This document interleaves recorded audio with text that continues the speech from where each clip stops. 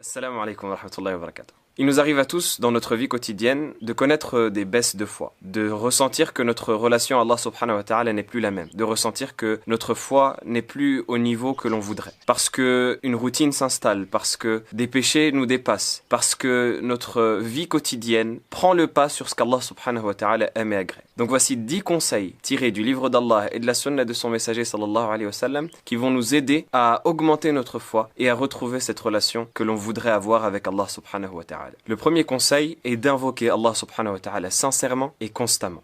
Allah subhanahu wa ta'ala a mis entre lui et nous un lien qui est fondamental pour nous. Ce lien-là, c'est principalement le lien qui est entretenu par le fait de lever les mains au ciel et d'invoquer notre Seigneur subhanahu wa ta'ala en lui racontant tout ce qu'on a sur le cœur, en invoquant pour qu'il nous accorde le bien de ce bas monde et de l'au-delà et qu'il nous préserve du mal de ce bas monde et de l'au-delà. Cette relation à Allah subhanahu wa ta'ala à travers l'invocation est fondamentale parce qu'elle constitue le cœur même de ce qui est l'adoration. Le prophète sallallahu alayhi wa sallam dit dans le hadith Ad-du'a huwa al-ibada. L'invocation, c'est l'adoration. Parce que c'est dans ce stade-là que la personne retrouve ce lien qui la lie à son Seigneur subhanahu wa ta'ala.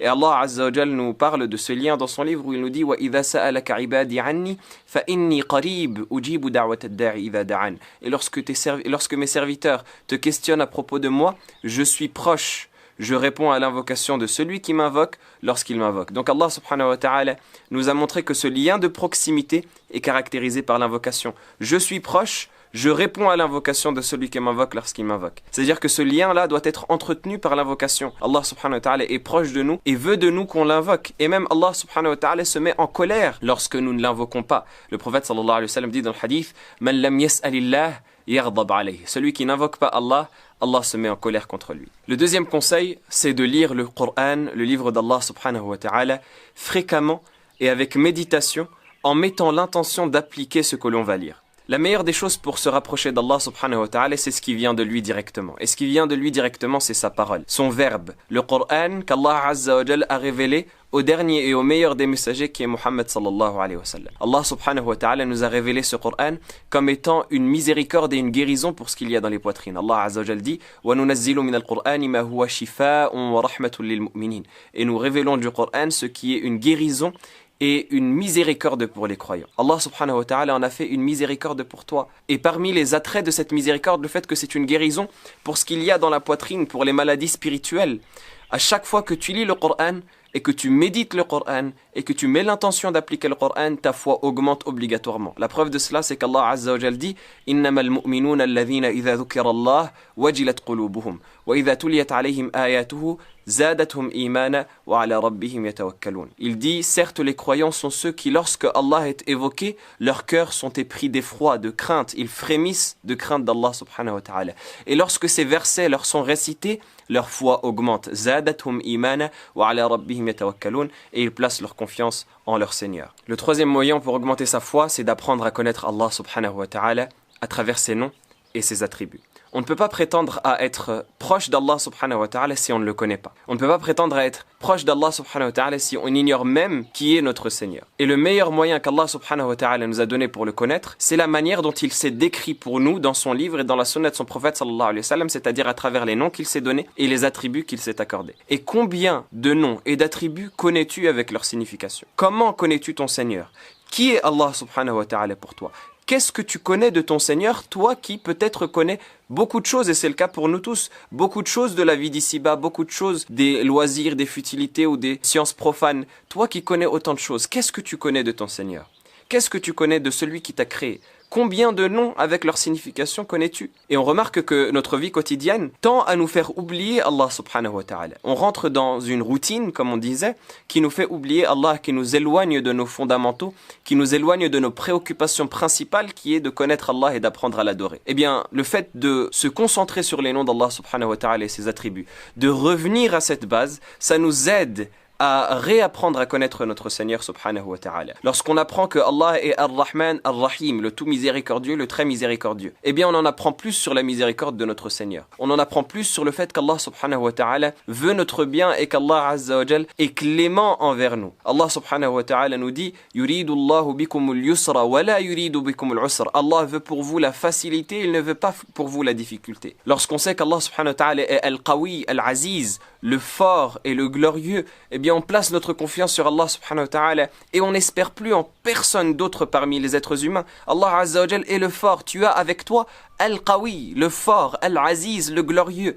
Qui, après cela, peut t'apporter un bien ou peut te toucher par un mal? Personne, si ce n'est par la permission d'Allah subhanahu wa ta'ala. Lorsque tu sais qu'Allah subhanahu wa ta'ala est Al-Hasib, Al-Raqib, celui qui note les actes de ses serviteurs et qui les surveille, eh bien tu fais attention à ce que tu fais. Parce que tu sais qu'Allah subhanahu wa ta'ala te surveille, t'observe et qu'il consigne tes œuvres pour te les présenter le jour de la résurrection, le jour où il te jugera en aparté sans qu'il n'y ait entre toi et entre lui d'interprète. Et si tu sais qu'Allah est Al-Ahad, As-Samad, l'unique, celui vers qui les créatures se tournent dans leurs demandes, eh bien tu te tourneras exclusivement vers Allah subhanahu wa ta'ala dans tout ce que tu veux, ici-bas et dans l'au-delà, et tu ne demanderas plus rien à personne d'autre qu'Allah subhanahu wa ta'ala, parce que tu sauras qu'Allah est le seul digne d'être adoré, le seul qui mérite ton culte, le seul qui mérite tes invocations, et le seul qui est prompt à t'accorder ce que tu as demandé. Le quatrième point pour augmenter sa foi, c'est évoquer Allah subhanahu wa ta'ala constamment. C'est-à-dire avoir le rappel d'Allah subhanahu wa ta'ala constamment sur la langue. Parce que le but de connaître Allah subhanahu wa ta'ala,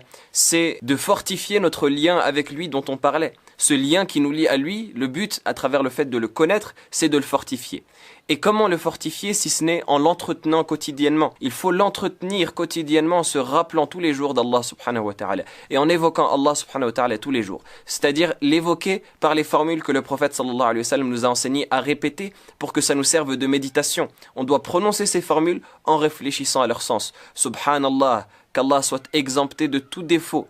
Alhamdulillah, la louange exclusive est à Allah. Allahu Akbar, Allah est plus grand que toute autre chose.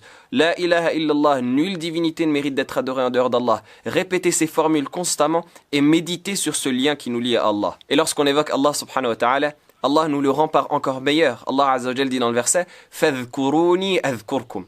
Évoquez-moi, je vous évoquerai. Les savants ont dit en explication de ce verset que je vous évoquerai signifie qu'il nous élèvera en degré et qu'il nous rapprochera de lui. Tu fais partie des rapprochés d'Allah si tu l'évoques constamment. Plus tu l'évoques et plus tu te rapproches de lui et plus il se rapproche de toi. Et plus encore même, Allah subhanahu wa ta'ala nous dit qu'il est avec nous lorsqu'on l'évoque. Le prophète sallallahu alayhi wa sallam rapporte dans le hadith Qudusi qu'Allah subhanahu wa ta'ala a dit Ana 'inda dhanni 'abdi bi wa ana ma'ahu haythu yadhkuruni. Je suis comme mon serviteur pense de moi. Je suis selon l'opinion que mon serviteur se fait de moi et je suis avec lui partout où il m'évoque. Lorsque Allah subhanahu wa ta'ala est avec toi, ça signifie qu'il t'accorde son soutien, qu'il t'accorde la victoire, qu'il te fait triompher face à ceux que tu crains, qu'il t'accorde tout ce que tu veux ici-bas et dans l'au-delà. فَإِنْ ذَكَرَنِي فِي نَفْسِهِ ذَكَرْتُهُ فِي نَفْسِي وَإِنْ ذَكَرَنِي فِي مَلَئٍ ذَكَرْتُهُ فِي مَلَئٍ خَيْرٍ مِنْهِ. Et s'il m'évoque en lui-même, je l'évoque en moi-même. Et s'il m'évoque dans une assemblée, je l'évoque dans une assemblée encore meilleure. C'est-à-dire que le fait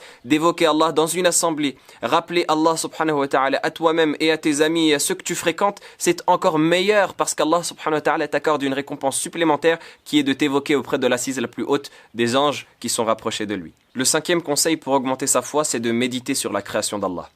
La création immense, illustre, exceptionnelle, merveilleuse qu'Allah subhanahu wa ta'ala a placée sur cette terre est une preuve indubitable de son existence. Et donc plus on va méditer sur la création, plus on va se rapprocher du Créateur et plus on va prendre conscience du bienfait du Créateur sur nous et être reconnaissant envers lui. Allah subhanahu wa ta'ala nous a mis cette création et nous a demandé de méditer pour arriver à lui. Lorsqu'Allah subhanahu wa ta'ala nous parle de sa création dans le Coran, il dit « Inna fi khalqis samawat wal ard wa ikhtilafi al-layli wan nahar la ayatin li ulil albab » Il y a certes dans la création des cieux et de la terre et dans l'alternance de la nuit et du jour des signes pour ceux qui réfléchissent. Alladhina yadhkuruna Allaha qiyaman wa qu'udan wa ala junubihim wa yatafakkaruna fi khalqis samawati wal ard. Rabbana ma khalaqta hadha batilan subhanak faqina adhaban nar. Ceux qui évoquent Allah debout, assis et sur leur flanc et qui méditent sur la création des cieux et de la terre, Seigneur, tu n'as pas créé cela en vain. Gloire à toi, préserve-nous du châtiment de l'enfer. Allah subhanahu wa ta'ala nous invite à plusieurs passages du Coran à méditer sur cette création immense et illustre. Afala yanzuruna ila al-ibili kayfa khuliqat wa ila as-sama'i kayfa rufi'at wa ila al-jibali kayfa nusibat wa ila al-ardi kayfa sutihat. Ne médite-t-il pas sur le chameau, comment est-ce qu'il a été créé, et sur le ciel, comment est-ce qu'il a été élevé, sur les montagnes, comment est-ce qu'elles ont été placées, et sur la terre, comment est-ce qu'elle a été nivelée. toutes ces créatures nous amènent vers le Créateur dans notre méditation, parce que lorsqu'on se rend compte de l'immensité de ces créatures et de la merveille qu'Allah subhanahu wa ta'ala a créée, eh bien on se rend compte que le Créateur est d'autant plus grand et d'autant plus majestueux, et donc on glorifie Allah subhanahu wa ta'ala et on se rapproche de lui. Et c'est pour cela qu'il est rapporté de certains compagnons qu'ils disaient « Tafakkuru sa'a khayrun min qiyami laylah » Une méditation d'une heure, c'est mieux que prier toute une nuit. Parce que dans cette méditation d'une heure, tu vas te rapprocher d'Allah subhanahu wa ta'ala à travers la foi. Et si tu le fais sincèrement, c'est mieux qu'une personne qui prie, mais qui n'a pas son cœur présent dans sa prière. Le 6e conseil, c'est de se concentrer sur l'adoration et la pratique. Et d'essayer au maximum de délaisser les péchés. Parce que l'on sait que la foi augmente avec les adorations et diminue avec les péchés. Plus tu fais des actes d'adoration, plus tu te rapproches d'Allah et plus ta foi augmente. Et plus tu fais des péchés et plus tu t'éloignes d'Allah et plus ta foi baisse. Et donc, lorsque tu fais des bonnes actions, Allah subhanahu wa ta'ala t'accorde le privilège d'augmenter ta foi. Et les meilleures des bonnes actions et les plus aimées auprès d'Allah, c'est les actions obligatoires. Le prophète alayhi salatu wassalam nous rapporte qu'Allah a dit dans le hadith Qudusi وَمَا تَقَرَّبَ إِلَيَّ عَبْدِي بِشَيْءٍ أَحَبَّ إِلَيَّ مِمَّا افْتَرَضْتُهُ عَلَيْهِ. Et mon serviteur ne se rapproche pas de moi avec une chose plus aimée, que j'aime plus que ce que je lui ai rendu obligatoire. C'est-à-dire que lorsque tu fais tes 5 prières obligatoires par jour, à la perfection, que tu essayes de les accomplir avec méditation, en faisant correctement les ablutions, en te concentrant dans ta prière, en méditant sur ce que tu dis, eh bien c'est plus aimé à Allah subhanahu wa ta'ala que les actes surrogatoires que tu pourrais faire. Et Allah azza wa jal dit dans la suite du hadith وَلَا يَزَالُ عَبْدِي يَتَقَرَّبُ إِلَيَّ بِالنَّوَافِلِ حَتَّى أُحِبَّهُ. Et mon serviteur ne cesse de se rapprocher de moi avec les actes surrogatoires jusqu'à ce que je l'aime. فَإِذَا أَحْبَبْتُهُ كُنْتُ سَمْعَهُ الَّذِي يَسْمَعُ بِهِ وَبَصَرَهُ الَّذِي يبصر به ويده التي يبطش بها ورجله التي يمشي بها ولئن سألني لأعطينه ولئن استعاذني لأعيذنه. Et lorsque je l'aime, je deviens l'ouïe avec laquelle il entend, la vue avec laquelle il voit, la main avec laquelle il attrape, la jambe avec laquelle il marche. C'est-à-dire qu'Allah subhanahu wa ta'ala guide ta vue, guide ton ouïe, guide ta main, guide tes pas et ne te fait commettre que ce qui est bon et ce qui est pur. Et s'il me demande, je lui donne. Et s'il me demande protection, je lui accorde. Allah subhanahu wa ta'ala te rapproche de lui au point où chaque chose que tu vas demander, il te l'accorde et il te la donne. Et à l'inverse, celui qui fait des péchés s'éloigne d'Allah subhanahu wa ta'ala. Le prophète sallallahu alayhi wa sallam nous dit dans le hadith Inna al-abda idha akhta'a khati'atan nukita fi qalbihi nuktatun sawda. Lorsque le serviteur commet un péché ou une faute, se dépose sur son cœur un point noir. Fa idha huwa naza'a wastaghfara wa tab. Si il délaisse ce péché, qu'il demande pardon et qu'il se repent, son cœur est purifié et est lavé. Et si il revient vers ce péché, on rajoutera sur ce point-là jusqu'à ce que son cœur soit couvert par une sorte de membrane noire qui l'empêche d'être sensible au rappel d'Allah subhanahu wa ta'ala. Et donc chaque péché que tu fais, si tu te repens automatiquement et que tu demandes pardon à Allah, Allah azza wa jal te l'efface et te purifie. Mais si tu continues, Allah azza wa jal fait qu'il y a un autre point qui se dépose jusqu'à ce que ton cœur soit recouvert. Et sache que le fait de regretter un péché suffit pour l'effacer. Si c'est suivi d'une demande de pardon sincère et d'un repentir, le prophète sallallahu alayhi wa sallam dit An-nadamu tawbah, le regret est un repentir. Et à chaque fois que tu demandes pardon à Allah, Allah te rapproche encore davantage de lui. Et le prophète sallallahu alayhi wa sallam nous dit Ittaqillaha haythuma kunt wa atbi'is sayyi'ata al-hasanata tamhuha. Crains Allah où que tu sois et fais suivre la mauvaise action d'une bonne, elle l'effacera. C'est-à-dire que à chaque fois que tu commets un péché, fais à côté une bonne action pour effacer ce péché, en plus de demander pardon et de te repentir, et c'est ainsi qu'Allah azza wa jal te rapprochera de lui. Le 7e moyen d'augmenter sa foi, c'est faire preuve de bonté envers ses parents. Un homme est venu voir le prophète alayhi salatu wassalam et lui a dit Ya Rasulallah, inni adhnabtu dhanban azima. Ô messager d'Allah, j'ai certes commis un péché terrible. Fahalli min tawbah. Est-ce que j'ai le droit au repentir? La question que le prophète sallallahu alayhi wa sallam lui a posée directement, c'est Hal laka min Est-ce que tu as une mère? Parce que être bienfaisant envers sa mère, c'est une des causes qui fait qu'Allah azza wa jal efface tes fautes. Être bienfaisant envers tes parents, c'est une des causes qui fait que tu te rapproches d'Allah, parce qu'Allah azza wa jal a mis cela au même niveau que son adoration. وَقَضَى رَبُّكَ أَلَّا تَعْبُدُوا إِلَّا إِيَّاهُ وَبِالْوَالِدَيْنِ إِحْسَانًا. Et ton Seigneur a décrété, n'adorez que lui et faites preuve de bienfaisance envers vos parents. Allah subhanahu wa ta'ala a fait que cette prescription soit illustre au point où il l'a mis au même niveau que son adoration, ce qui fait que l'une des meilleures adorations pour se rapprocher de lui, c'est d'être bienfaisant envers ses parents et de les préserver de notre mal. D'être bienfaisant envers eux, c'est-à-dire de faire rentrer la joie dans leur cœur, de leur offrir des cadeaux, d'être bon envers eux, d'avoir un bon comportement, d'être souriant au quotidien, de leur échanger des bonnes paroles, de rester avec eux et de les accompagner comme il se doit, et de ne pas s'énerver lorsqu'ils nous demandent quelque chose, de les préserver de notre mal, de ne pas leur prononcer des paroles blessantes ou de les faire pleurer. Car il suffit, comme c'est mentionné dans certains textes, il suffit à la personne comme mal et comme péché de faire pleurer ses parents. Donc tout ça, le fait de les préserver de notre mal et de faire rentrer la joie dans leur cœur, c'est l'une des meilleures manières de se rapprocher d'Allah et d'augmenter notre foi. Le 8e conseil, c'est de fréquenter l'assise des gens pieux et d'avoir une bonne fréquentation et s'écarter des mauvaises fréquentations. Le prophète sallallahu alayhi wa sallam nous dit « Al-mar'u ala dini khalili, falyanzur ahadukum man yukhalil » La personne est sur la religion de son compagnon. Que chacun fasse attention à qui il prend comme compagnon. Les amis que tu fréquentes déteignent sur ta foi. Si tu as un mauvais entourage, si tu as une mauvaise fréquentation, eh bien sache que ça va impacter sur ta foi et ça va t'éloigner d'Allah. Au contraire, si tu as une bonne fréquentation des gens pieux, des gens qui se rappellent d'Allah subhanahu wa ta'ala et qui ne font pas de perversité, eh bien sache que ça va te rapprocher d'Allah subhanahu wa ta'ala. Et Allah azza wa jalla nous invite à rester avec les gens pieux dans son livre lorsqu'il nous dit « Wasbir nafsaka ma'al ladhina yad'una rabbahum bil ghadati wal 'ashiyyi yuriduna wajhah wa la ta'du 'aynaka 'anhum turidu zinata al hayati ad-dunya » Et patiente et endure et fais patienter ton âme, c'est-à-dire que il faut que tu te fasses violence pour rester avec ceux qui évoquent Allah nuit et jour en espérant sa face, et que ton regard ne se détourne pas d'eux, en espérant la parure de la vie d'ici-bas. Pourquoi est-ce qu'on se fait violence? Pourquoi est-ce qu'on endure et on patiente dans cette fréquentation? Parce que forcément, la vie d'ici-bas va nous attirer. Forcément, on va voir des gens qui baignent dans la vie d'ici-bas, qui ont tous les attraits et toutes les bonnes choses que l'on espérerait avoir parmi les plaisirs mondains.